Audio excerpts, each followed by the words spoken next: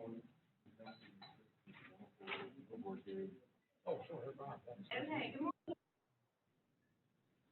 good morning, everyone. Welcome to the special call meeting of the Pitt County Board of Education.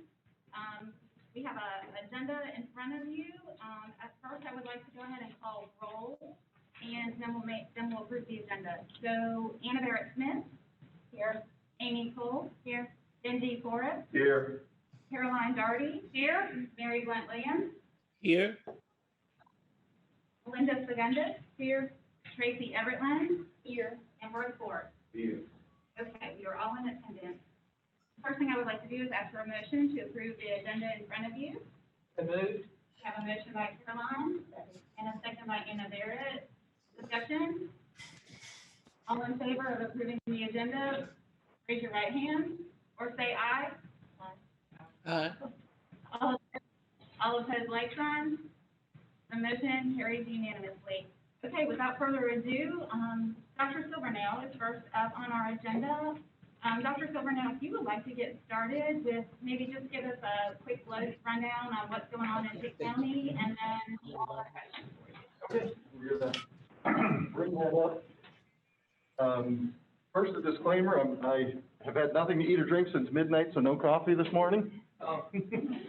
So I'm gonna warn you about that. And then, just so you know, I have some skin in the game. My granddaughter will be a first grader in Pitt County schools this year.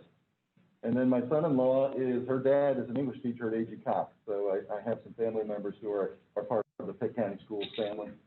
If you look at the curve in front of you here, this is the cumulative case curve for Pitt County. This is off the state website. This is the start of our county testing program last week. We did over 1,000 tests last week, so we did have a little bit of a bump in cases. We go to the case by day, the next box down. This is our cases over time by date of test. So if you look back this is back into March 12th, about the time our first test was run. That returned positive on March 19th. That was a Pitt County school employee. You can see that we kind of poked along. Around the end of May, beginning of June, we had an uptick. Some of that probably correlates with the Memorial Day holiday and the high school graduation parties, things like that. Not that the graduations caused it, but the intermixing afterward. I think the graduations were really well done, and my son's graduated from Conley this year. And then we had a couple of we had a nursing home outbreak, a couple other nursing home outbreaks in here. We've also been steadily increasing our testing through the month, so the more that you test, the more you find. When you look at that rolling average, we're now probably averaging about 20 cases a day in Pitt County. When you look at the total number of cases, we're north of 1,100 cases in the county right now. When we had done our recovered estimate last week, we were in excess of 800 of those were recovered. By this morning. When we get time to do that, we'll probably be up towards 900. So we run about 200 active cases in the county at any given time. In that 1,000 number. So the cumulative case count number is always going to go up because we haven't put an end to when we stop collecting that or put a seasonality on this yet. You scroll that page up and show the demographics. There you go. So if you look, here's our demographics by race and then by age. And you can see the most common age now is in that 25 to 49-year-old group, 43% of our cases. I want you to pay attention to the 75 plus, because 75 plus age is 5% of our cases, but it's half of our deaths. When you look at this, women are about 12 points ahead of men. Non-Hispanics are 84% Hispanic, are 16%. So we go back to black and white. For a while, blacks were ahead in this when I had done a couple of racial analysis of our data internally. African Americans were ahead. As more testing has come in, they have dropped back in the percentages. There you can see the breakdown there. If we flip that to deaths, there you go. Because remember when I said watch that 75 plus group. Well, the 75 plus year old group of individuals accounts for 5% of our cases. It accounts for 50% of our deaths. We have not had a death in Pitt County below the age of 50. And everybody's had at least one comorbidity, if not more than one comorbidity, in those age groups. So that's kind of where we are from a Pitt County data standpoint. Happy to entertain your questions. Board members, at this time, if you would like to go ahead and ask your questions, I did submit questions that you all had submitted ahead of time to him so he could be prepared, but I would like for you to ask your questions that you have for him. Anna Barrett, go ahead. I'll see you can hear me. In your mind, as we go about making this decision, I realize that this is an educational decision, but we do rely heavily on your public health expertise. What are the metrics that you think are most important for us to consider, you know, in terms of where we are now, where we're trending, you know, as we make this decision, what are the most important things you feel like we need to be considering? Yeah, one of the things that we're not doing is estimating the age of these cases in terms of how long has somebody been sick when we identify it. And that's, I'm gonna drop my mask just for a second so I stop fogging up here. So when we're doing this testing, we know that people, when they get infected, it takes about 2 weeks to clear the virus in most folks for their body to kill that virus and then to recover from the virus part of the infection, the active viremia, active viral replication. Many people shed virus for several weeks or even sometimes some months after they've been infected. And so when we're testing folks and we're doing more testing and finding more asymptomatic, we don't know if they're truly asymptomatic or if these are convalescent cases because we're not doing antibody testing to go with them. So the metric question is difficult to answer because we have no baseline to compare to. And I will tell you, data has been a problem managing across the board. So one of the things that we look at is certainly the rate of cases that we get, that number of cases, new cases per day that we identify. And like I say, we're probably in around the 20-ish number right now. Earlier in the epidemic, we were 3 to 4, we crept up, 8 to 10, and now we're about 20. Again, but all that time, we started with very narrow testing definition. Testing definition has been broadened and broadened. Testing availability has been broadened and broadened, so we are testing a lot more folks there. We also look at the percentage of testing, and then I've got to rely on the state because we are no longer getting the negatives in our data stream. So I don't know the denominator. And the last I looked, the state had Pitt County at around 6%, which was good. Earlier in this, we had in the end of March and into April, we were in the high teens to 20-ish% positivity rate in our testing returns. In around April 14th or 15th, we hit 21% one day. And then after that, we started a steady drop down until we got down to about 7%, maybe in the high 6%. So it's that proportion of testing that's positive that's probably one of the most relevant metrics to follow here in Pitt County.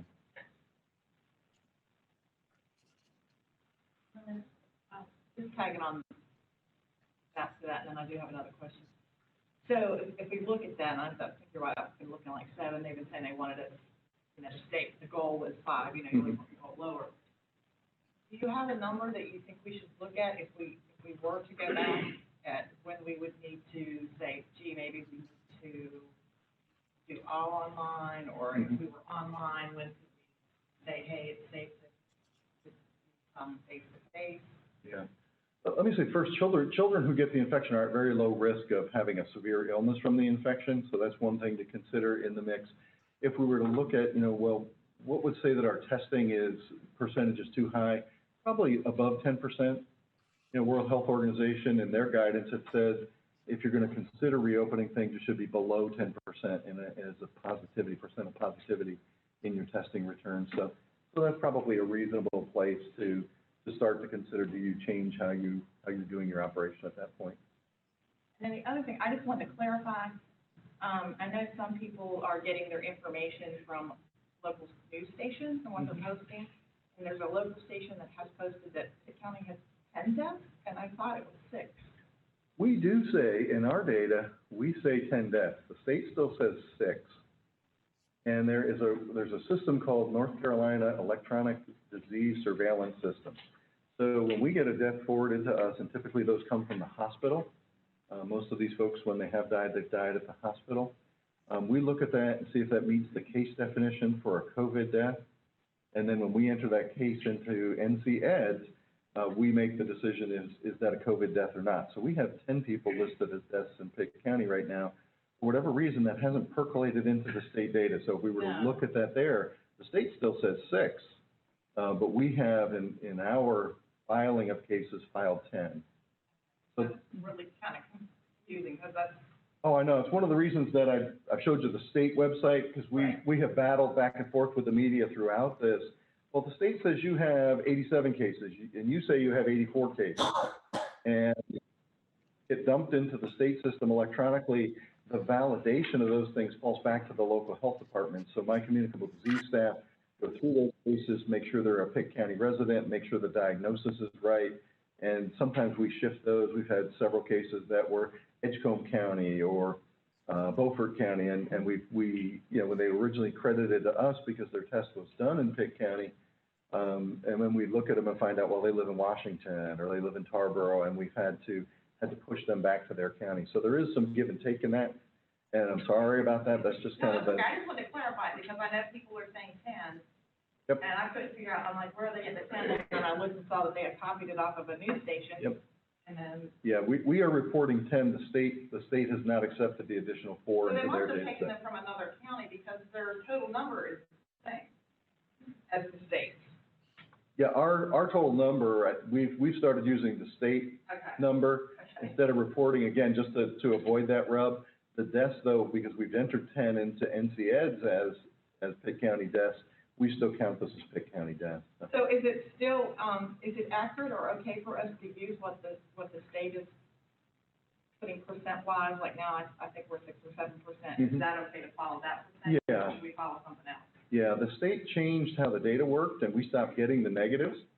So without the negatives, I don't have a denominator, and I can't calculate the percentage. So we should just use their percentage. So, Okay. so their percentage of 7% is good. When I see Vidant's system data, Vidant's about the same place, so I think that data is accurate. Okay, great. Thank you so much. You're welcome.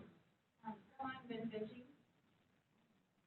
Dr. Stoner, I want to say thank you so much for being our partner in this, which you have been from the beginning, and we were very much appreciative of that, your help working with us to carry out safe in-person, distance, mask, et cetera.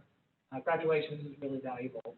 And I'm assuming that you've also been continuing to partner and advise Dr. Linker and his team on our plans for the fall.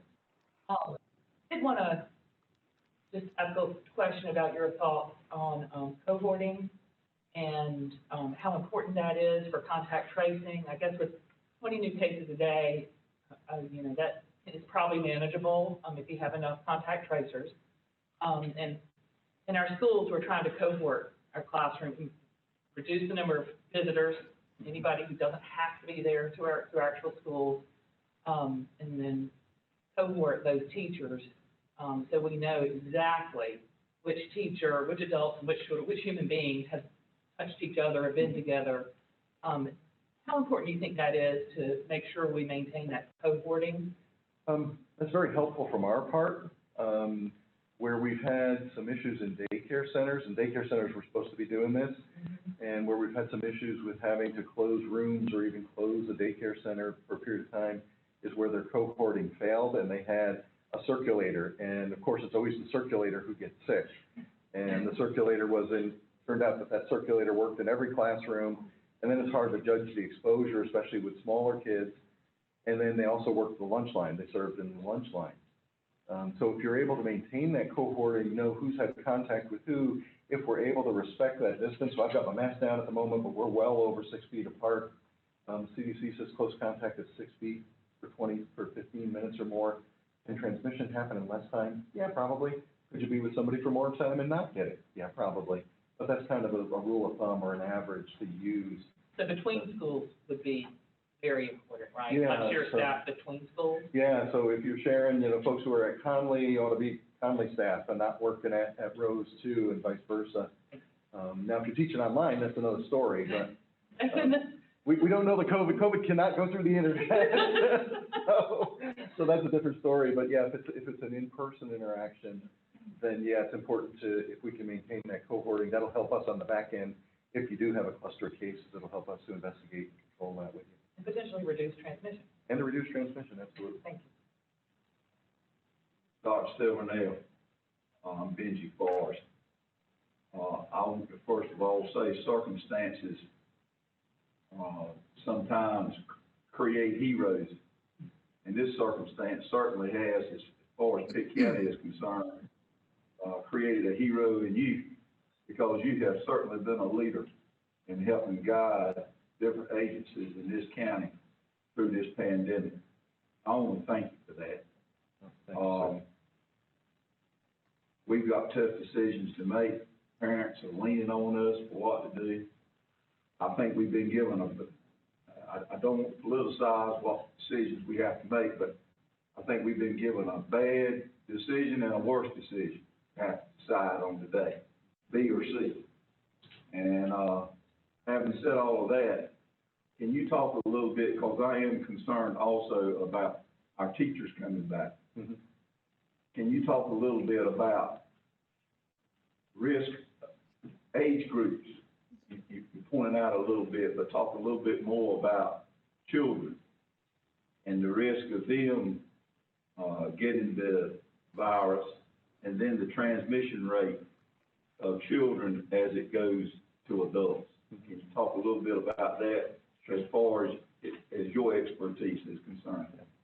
There are actually some people out there, and I'm sorry I don't have the reference for you. It's a news story. The amount of stuff that comes across my desk every day is amazing. There are some folks who think that children may be kind of a virus sink, meaning that kids can get the infection, but that they're less efficient at passing it on. That is not proven yet. In terms of the risk to most individual children, the risk to most individual children is very low. Yes, you've heard about this multi-inflammatory syndrome that's been reported in children. To my knowledge, there's been one case reported in North Carolina. There were a few cases reported up in the New York area. I won't say predominantly New York City, but there might have been some in the capital district of New York, the Albany area of New York. Around the world, there are folks trying to point to other maladies that may be associated with COVID as downstream consequences of COVID. But the typical healthy school-age child, whether that's primary, middle, or high school, those typical kids are going to have a very, very mild case. Many of them would experience nothing more severe than a cold. Some of them might be a little sicker, but in general, they would ride that out. Now, there are some kids who have immune deficiencies or other chronic diseases that might have a more severe case, and those kids would have to be handled on an individual case-by-case basis. But in general, the children themselves are at a very, very low risk from the infection. Staff's another story. Just so you know, I originally trained in family medicine, and I finished a family practice residency, got board certified in family practice, worked in my hometown area, about 30 miles south of Albany, New York, for 14 years, went back into the second residency in preventive medicine and public health. During that time, I also built a practice in occupational health because I was always interested in who protects the protectors. And I was a fireman. I wanted to protect my fellow firefighters from the hazards of the job, so I got involved with occupational health. So after that, I got board certified in public health, preventive medicine, and then occupational medicine as well. So when I came to Greenville in 2012, I practiced occupational medicine through Brody with Biden in the Biden Occupational Health Clinic for 7 years until I moved over to the health department last year. So employee health is a big concern of mine. And teachers, I think, again, the typical younger teacher, a lot of the teachers in the school district are younger folks. Again, they would likely have a very mild illness. In North Carolina, there's been no death below the age of 25 that I'm aware of. And again, in our data and in the state data, the vast majority of deaths are in the 75 and over age group. Same thing with teachers. If there are teachers that are older or teachers who have underlying medical problems or are on medications to suppress their immune system for various conditions, they should probably be handled on a case-by-case basis. And if you don't have the capacity to evaluate them, that's maybe something we could assist with in terms of helping you get those teachers evaluated from a fitness for duty or what might be a safe accommodation. Something we could partner with you and work with Dr. Like help you evaluate your teachers or other staff. Because it's not just your teachers. Right. You have cafeteria staff, you have custodial staff, you have groundskeepers. And the less contact they have with the students, the probably the less risk they are. but they're still at risk in terms of being in a you know, congregate setting like a school. I have two questions, and then I think I'm done with my questions. But, what are, in your experience, the other health risks, non-COVID related health risks that you're seeing that are sort of a byproduct of, kids being out of school or? Mm-hmm. Well, I think everybody is COVID crazy, you know, if that, myself included. If that's not in the DSM-7 or wherever we are there yet, it ought to be DSM-7 or, right? No, I think that there's some mental health issues there. For the kids, kids need structure, school provides that structure. Parents need that structure so they can go to work. It was one thing when everybody was shut down, but now that we're sort of in this, some things are open, some things aren't, some parents are working, some parents aren't. What do you do with those kids? And then the kids that are already vulnerable, I think are made more vulnerable by not being able to go to school. So, you know, whichever option you end up choosing as a board, you probably need to look at those vulnerable kids and how do we make sure that they don't get left behind or fall behind because they already have trouble to begin with or are disadvantaged to begin with. Health-wise, you know, I think we're going to see some more depression in these kids. You know, my own granddaughter, you know, she doesn't see her friends. Talking to other folks, oh, my kids know they really miss their friends. We've all kind of been in our little bubbles. Yeah, so I see my family, I see my daughter and her family, and I see my folks at the office, you know, I'm in the office. But even in the office, we kind of stay in our little bubbles in the office. So I think the mental health aspects of this are big. We have seen a decrease in the number of kids getting their immunizations, so we know kids are behind on their immunizations. We've been working with Dr. Lenker to have some vaccine clinics and try to make sure we don't have an issue like we did last fall where the kids, and it was weird because it wasn't just here in Pitt County, it was all over Eastern North Carolina. Carteret had the same issue.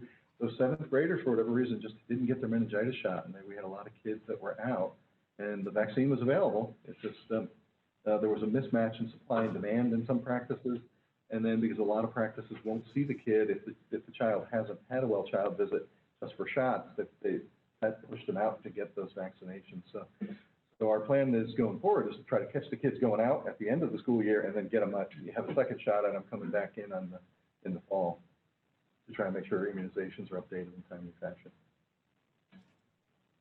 Time-wise, are we? And then Mary. We're good? So, you know, recognizing that we as a board are accountable for whatever decision we make today, so not to put decision-making on you, but we are not public health officials, and I'll speak for myself, I'm not qualified to make decisions based on my knowledge of public health, so we again, are relying heavily on you. Given what you know to be the situation currently in Pitt County, the relative risk to various demographics and age groups, and the negative impacts of having the kids out of school, do you have a recommendation for us as to whether you feel like offering an in-person option would be prudent in light of all the factors, public health factors, not education factors, public health factors? Yeah, I think the kids do need to be back in school at least part-time. I know we can't do the full-time option, but even the American Academy of Pediatrics said kids ought to be back in school. Other big groups have said kids ought to be back in school. Personally, I do think kids ought to be back in school. If we can do the cohorting, make sure we limit some of that intermixing between the kids. The sanitization between groups is not as big of a deal. We know that the virus doesn't survive as long as we initially thought. So it's good that we can do normal cleaning in most instances and get rid of that virus. The likelihood of respread from a soft surface like a shirt or the carpet or something like that, unless you had let's say it was a disabled student who was laying on the carpet and might chew on the carpet or lick the carpet, something like that, or might be a cloth chewer type thing. And sometimes we see that in some of the handicapped or disabled children. Typically hard surfaces are issues, but if it's there for a period of time, that virus dies relatively quickly, especially if there's sunlight in the room, and normal cleaning products kill it. So the sanitization is less of an issue. And I know Dr. Lenker's got a great sanitization plan for the schools. So I would be comfortable with the kids going back to school on some sort of split schedule, that plan B. Will you have a case? I won't tell you, might you have a case? I mean, at some point you're going to have a case. You're probably even going to have a cluster somewhere. And I know one of the questions is, well, what do you report? And again, what we have to report in NCEDS, if we identify a cluster, we put that into NCEDS, it gets a cluster number, because it's not a living setting, it's a setting where people spend time together, but they don't live together, cohabitate. So it's considered a cluster, not an outbreak. So we may very well have a school cluster, and that would go into the NCEDS system. It probably would hit the press. Where we've seen things hit the press has been more from employees, students, Facebook, things like that. The press watches those things and is looking to, is always in trying to make things look as bad as possible. And so we've seen that sometimes with our own. We had an employee in Frederick County, in one of the county offices, who was positive, and we sent a note out to the other employees in the office. And one of our employees, we don't know who, forwarded that to one of the news stations. So, and the exposure risk was really very small to everybody in the office, but we felt we needed to tell them because the employee had walked into the office and then gone to our employee clinic. You're welcome. Mary has a question next, and Mary is remote, so listen Okay. to the microphone. Go ahead, Mary. Good morning, everybody, and good morning, Dr. Stevenale. I just like Good to say morning. thank you, and I've been following, your reports and everything like that, and we really appreciate what you're doing, in leadership for Pitt County Schools. But my question is, do we have a specific number of students throughout our districts that asthma is the primary health factor in Pitt County schools? And how is I'm that sure there are. underlying problem for COVID-19? I'm sure there are a fair number of students in Pitt County schools who have asthma. I don't have a hard number for you. That may be something that I could get from the school nurses who are, school nurses are a joint program between the hospital and the health department and the school system. So I'm sure we could probably pull that out from our school nurses and get you a number if you wanted a hard number. Again, those children on an individual basis should be evaluated, and there may be, a child like that might be appropriate if they do have more severe asthma to do a completely virtual learning experience so that they don't come to school, or maybe only come to school for laboratories and things like that to minimize the risk to an asthmatic child. Okay. But I think you'd have to handle that on a case-by-case basis. Okay. The biggest risk factor for bad outcomes seems to be age. And I'm not sure if this question is for you or whether or not it's for Matt if he's there. But our ventilation systems and filters and things like that are an integral part of this.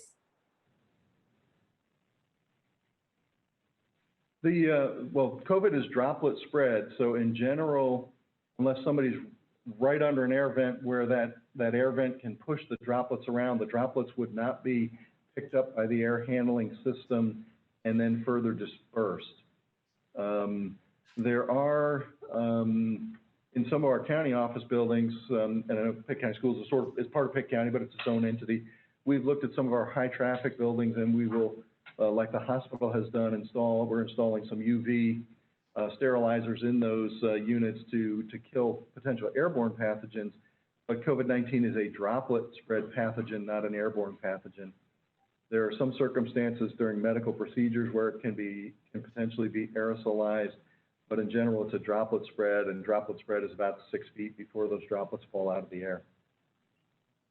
Well, my reasoning for asking the question, Dr. Stevenale, is a lot of our schools, our windows, are locked down.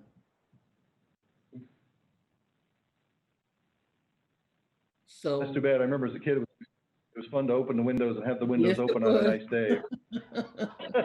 It was, that's right.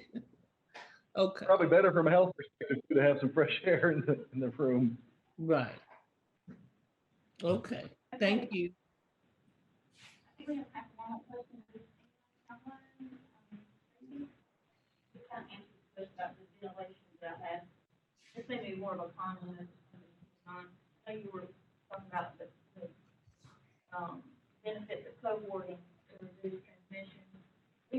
in mind that there's several staff members that travel to numerous schools, come in contact with individuals. And there's also limitations to what some of the certain staff members can do remotely. It's just not possible to do all their jobs. That might be some specific planning in place. Something to think about. That's the only thing that HEPA filters with the UV light might be something to consider when we have to have staff engaging in a small space with multiple students and who move around. And maybe even in our front entries where people check in, like, Yep. you know, something like You that. can look at that. Tim Corley can help you with that as the county engineer. He's been looking at doing that for the health department, the courthouse, the jail, or the detention facility. Again, this is not an airborne disease. It is a droplet-borne disease. But it's something like measles. If you had somebody walk into school with a case of measles, measles is an airborne disease. Something to think about. Dr. Stevenale, thank you so much for your time and coming to share some of your Thank expertise you. with us. You're welcome, folks, and please, if you have questions or need something, Dr. Linker and I have each other's cell phones, emails, all that kind of stuff. Please feel free to reach out to me, and I'm happy to help, and I wish you good luck with your decision this morning. Thank you. Okay, the next item on the agenda is, the consent agenda that's before you now, where there's just a student transfer decision that we need to approve. Do I have a motion to approve consent? I have a motion from Anna Barrett, a second from Melinda. All in favor, please say aye or raise your right hand. Opposed, like sign? Okay, I have, let me do my math real quick. 7 approved, 2 opposed. The motion carries.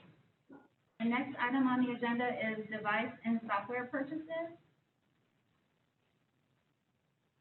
And Dr. Linker, do you want to Just present in that? keeping, this was shared with you, this is just in keeping up with the CARES funding.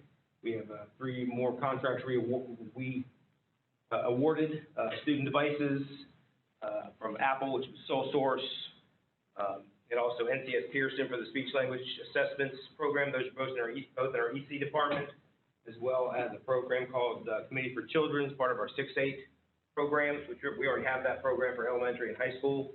So now I'm just trying to expand that to the middle school kids as well, part of the social emotional learning. I do believe Virginia Gaynor is on the line if we need it. I assume, Ms. Everlyn, you're familiar with the CARES, the one on the bottom, the last one, the speech language Yes, assessments sir. and things like that, right? So if anyone has a question, Virginia is here for those two, and Karen Harrington is in the back if you have a question on the Committee for Children. Are there questions on any of those items? Madam Chair, is Ms. Gaynor, is some of NCS here, Yes, is that ma'am. gonna facilitate remote or virtual assessment or Could you, that's some of could you what? repeat that? You were cutting out. She's Could you asking, repeat that? Ms. Gaynor, she's asking if the NCS Pearson program will help facilitate online or virtual type of meetings with students, student assessments. Yes, what we've done is, with speech language, we have teletherapy. We're one of the districts that got approved for teletherapy. And we bought those assessments that can be used when doing assessments and providing services to students with various speech language disorders. Thank you. Okay, and I think we do need to take action on this. So, what is the pleasure of the board? Move to approve the purchase of the devices and software purchases as presented. Okay, I have a motion by Caroline to approve the devices and the software, as presented. Is there a second? I have a second from Word. All in favor, please raise your right hand or say aye. Aye. Opposed, like sign. The motion carries unanimously. And the last item on our agenda is the reopening plan. Dr. Linker, are you gonna lead us in that, or Dr. Lash? Dr. Lash will come up, I'll just get it started.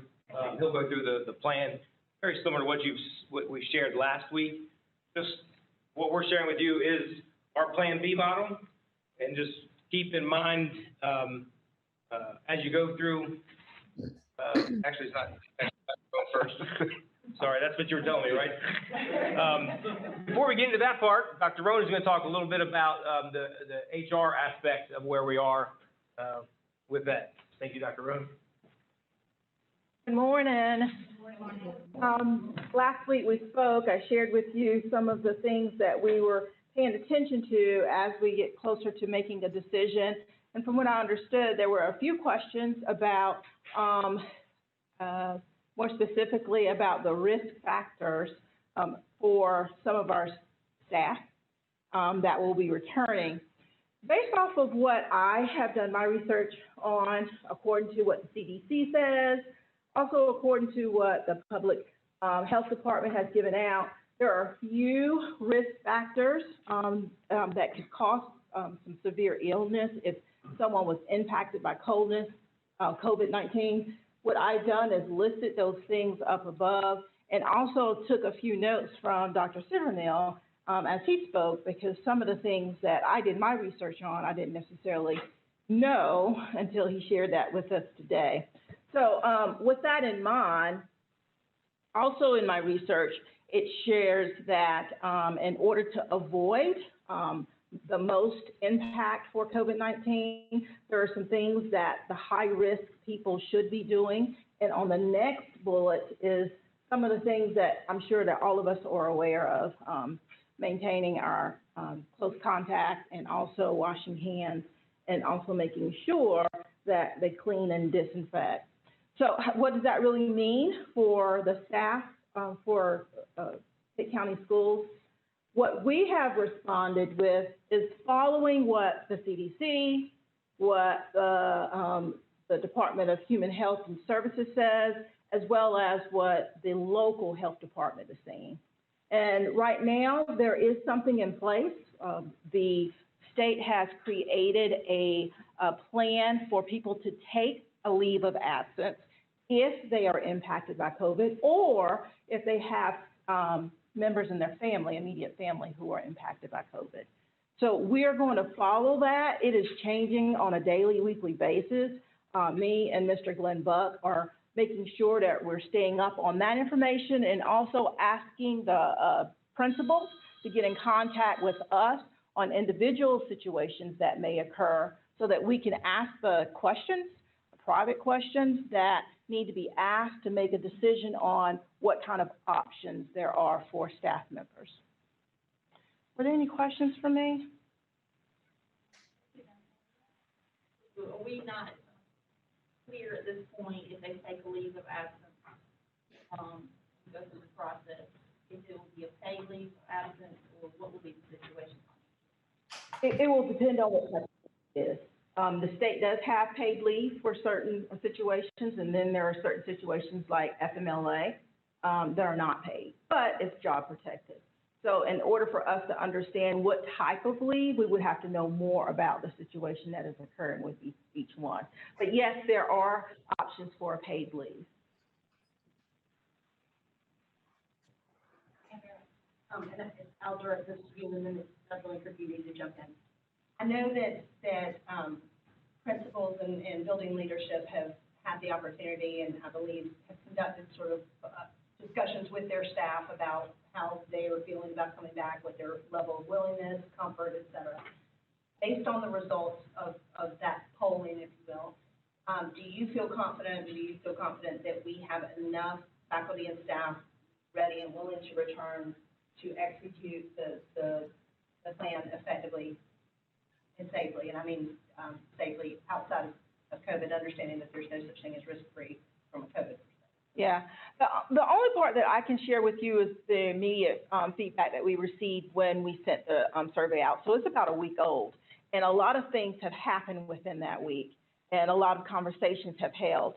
So I think the principals would know firsthand what their staff is saying, but based off of what we've said, it's half and half. There are some people that are ready to come back and ready to go, and then there are some people that are afraid to come back due to a sickness of their own or someone in the household. And those are the individual conversations that we're having to make sure that there are options that people can consider if the leave will apply.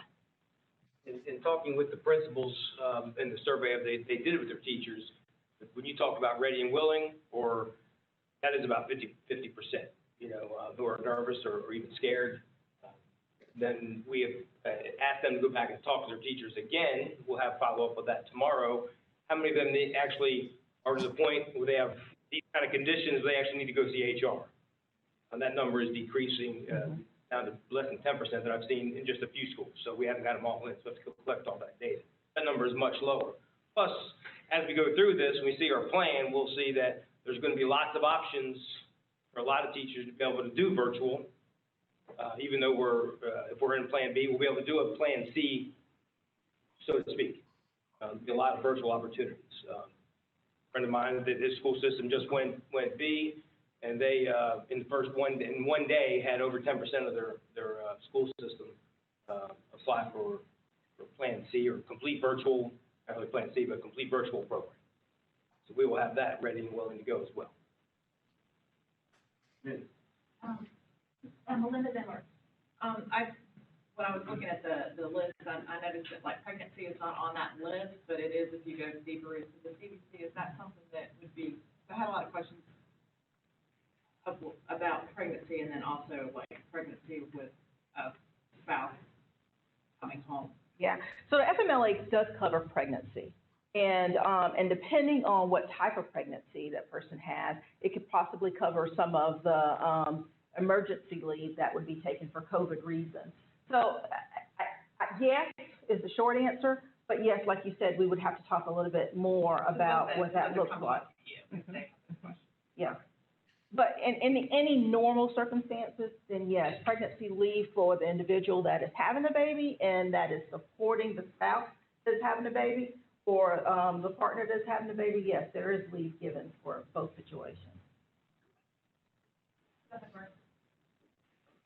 And from what I understand, that first slide that you had up there that had the specific conditions that the CDC had announced that were at high risk, those are, you having conversations, I would assume, if teachers have these specific illnesses that they are to come to human resources or talk to their principals or whatever.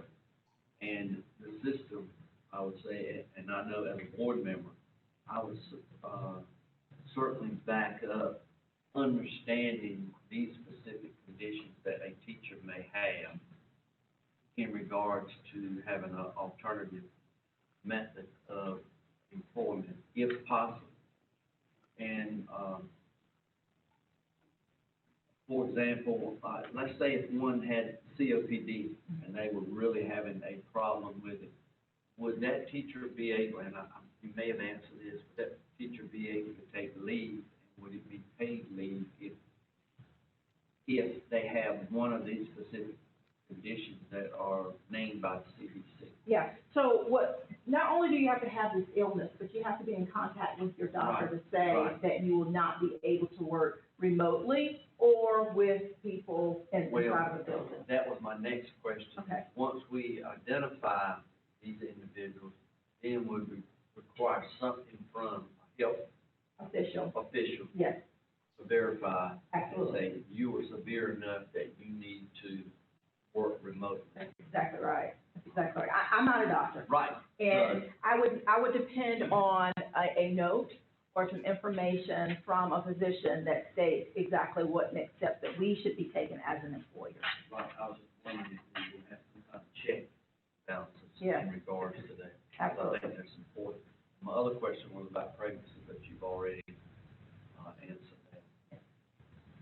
And one last thing, I just wanted to share with you, this is just the flow chart from the North Carolina Department of Health and Human Services that talks about how they're screening for COVID-19. And this is one of the things that we have talked about just as a senior staff, how we would screen people and what would happen if something were to occur, that someone was impacted, both in and outside of the building.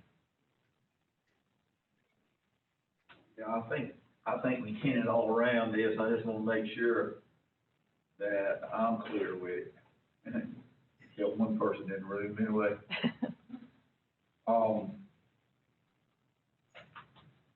If we choose to go with Plan B, there's still, I'm wondering, and Dr. Lincoln might be able to answer this question, of the surveys that we've been getting back from parents, what is the percentage, how is it running as far as those parents who absolutely do not want their children back into school, but want to be taught remotely? And then, based on that, will that be able to give us more opportunities to provide to those employees and faculty who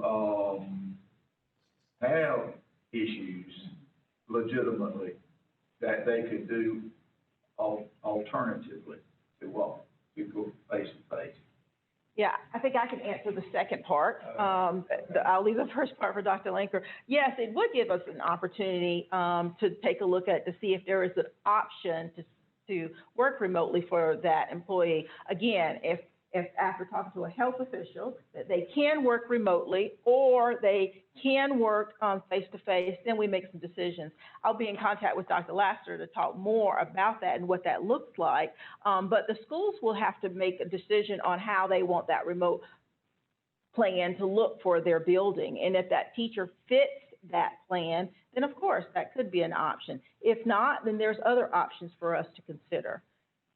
I can't tell you a blanket statement that everybody who has an issue will go remotely. No, we would have to look at each individual person to make a decision on how we would address it. Somewhat specific, in other words, I don't know how you would go remote if you were a program-specific teacher. Yes, yeah, that could be, that could be a problem. Yeah. And how would we address that? Yeah. Anyway. About 40% of the surveys that we've had done so far have come back as saying they would like virtual, and obviously 60% would be sort of the blended instruction. Now, again, we have asked our principals now, we have given them permission to hire some extra people to go back and actually canvass everybody in their school and get on the phone and call. Now that if they see Plan B is coming, they know what it looks like, they can actually make a really good, really well-informed decision and say, that looks okay to me, or no, I got to do I want Plan C, and I guess that's the beauty of picking Plan B, maybe, if there is any, which I'm not sure there is.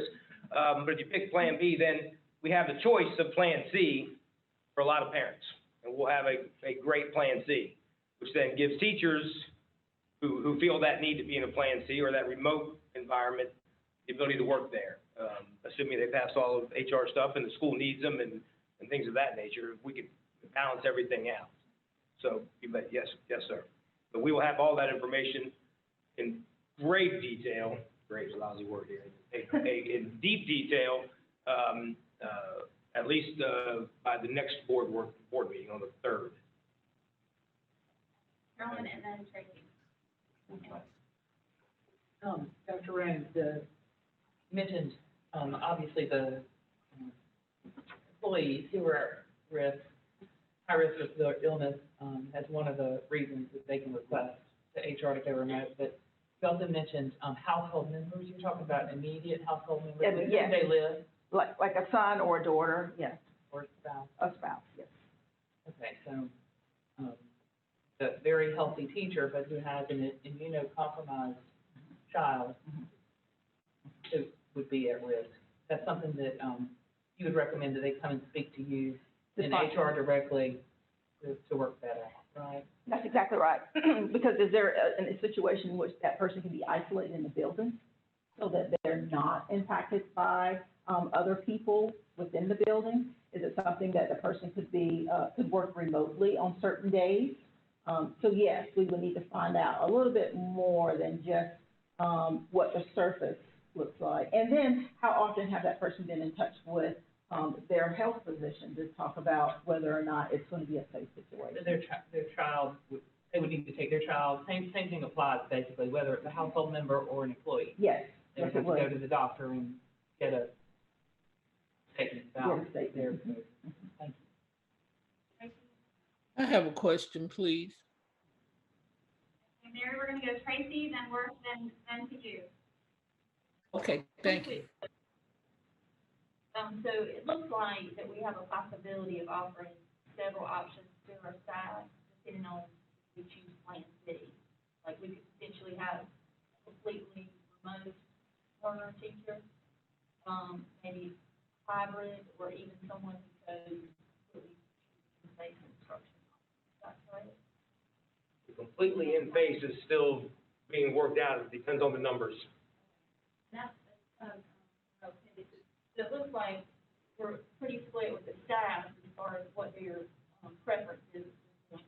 Do we have more updated numbers from the parent surveys? Because when I was looking at that, it looked like it was about maybe 38% were willing to send their kids, and then there was maybe another 12 to 15% undecided.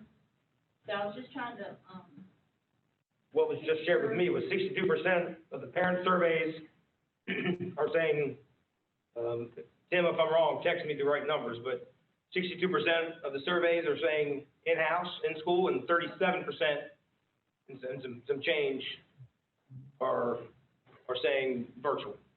That's from the parent surveys. and how recent is that? That's of right now.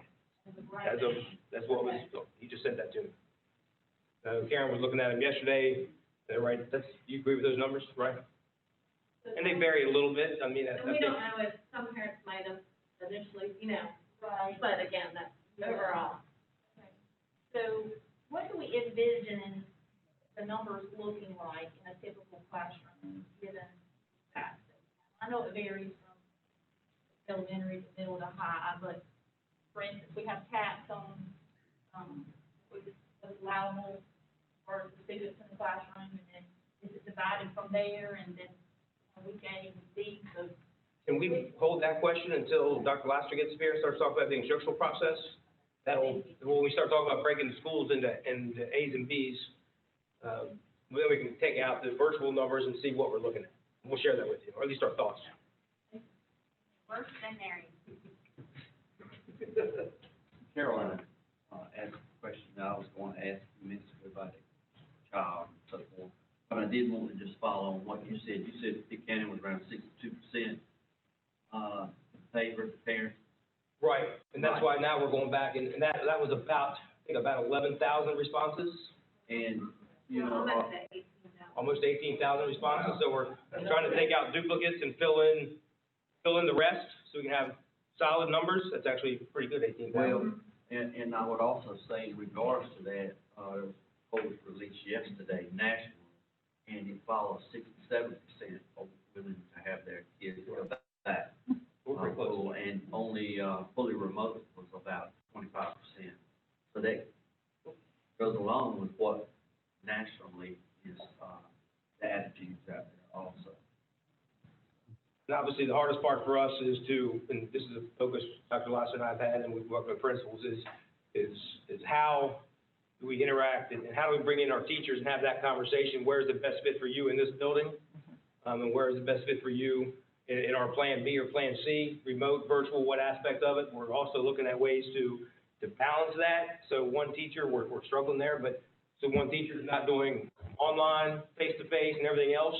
We're trying to work that out, and Dr. Lasser's come up with some plans within his team a little bit, plus having on-call people for parents to reach out to who can need some of that extra support.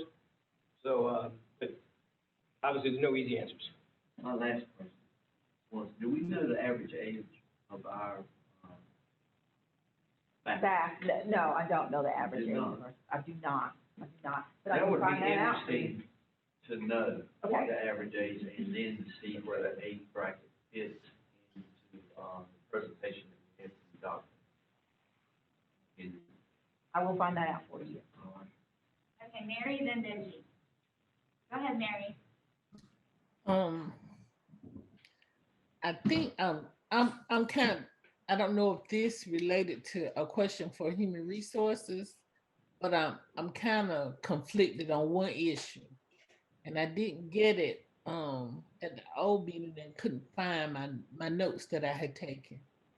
But the transportation of our kids, did you hire extra bus monitors? And No, ma'am, we have not. the reason why I asked is, temperature checks gonna be done before they get on the bus? And then the data recorded? At this point, temperature checks are not being done, not gonna be done before they get on the bus. I don't know how we could pull that off and make that happen. We'll have the parent attestation in place, multiple ways of doing that. You still have to do a temperature check before you get in the building. So we still have to, no matter where if you do a temperature check early, you still have to do a temperature check at the building door. So that part will be done there. Plus, we'll have the parent attestation before students get on the bus. Now, and again, as numbers go through it and we see that things are easier or harder, obviously plans will change. I mean, this plan is going to change more than once after the school year starts. If it's only once, I'd be happy. Okay, but it's going to change. Okay, because that was the concern. I was thinking that we would get bus monitors for every bus to record them prior to them getting on the bus, and then What we're looking at doing, and this is a conversation that we're actually having in the financial world today, is can we actually add additional hours to certain employees, and then can schools, especially elementary schools, reorganize the time frame of teacher assistants and other employees where they might be able to be on a bus. But we have 220 buses. We couldn't hire 220 bus monitors. But if we can reorganize some individuals so they can actually maybe be on the bus in the morning, then that is part of our discussion. But at this point, we're just not going to be able to hire that many people. But individual schools, they're working on plans. I do know that. And we're going to look at actually extending the hours of some teacher assistants and other employees who may want additional hours where they can and maybe can do a temperature check at the bus. But to do that, we definitely have to have 2 people on the bus. Okay, thank you. This might be that same question asked a different way, that you say that you would rather put off until Dr. Lasker gets up there. But I'm gonna ask it anyway. If there is enough percentage of students that will be distance learning, is the potential there that the rest of them could go back full time? Yes, and we're actually going to discuss that during Dr. Lasser's presentation, but we're also telling our principals that we need to get school started and see exactly what the numbers look like. And I think Dr. Lasser will share that if you do choose a virtual program, that's for 1 semester. And by looking at that 1 semester, and we have several schools who we think could do that, we're telling them, let's get the kids in, let's get the virtual program started. And if we can bring in and have 12 or 13 kids per room and be the 6-foot distance, then we might even be able to bring in some schools, obviously not all, but some schools and some students may be able to come back full time, as long as we follow that 6-foot social distancing rules that are in Plan B. Just depends how many at each school take a virtual program.